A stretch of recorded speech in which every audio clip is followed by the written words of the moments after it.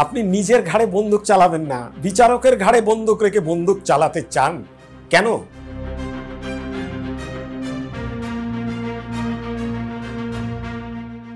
আপনাদের মনে রাখতে হবে, এই বিচারককে সব সরকার সব আমলেই ইনফ্লুয়েন্স করার চেষ্টা করেছে, ইললিগ্যাল প্রেশারাইজ করার চেষ্টা করেছে, এবং তারা বিচারকদের যে এই ন্যায় বিচার করার যে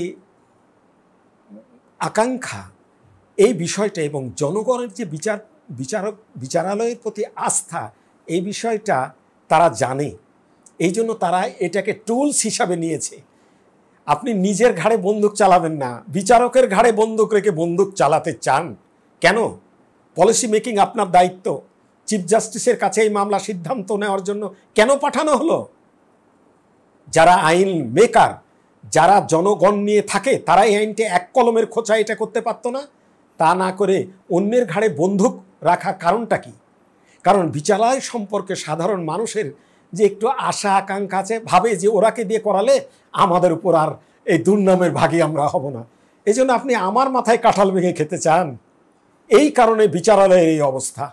বিচারককেও এখন আপনারা নগ্নভাবে হস্তক্ষেপ করে তাদের মাথায় কাঁঠাল ভেঙে তাদের ঘাড়ে বন্দুক রেখে আপনি ফুটানোর চেষ্টা করছেন।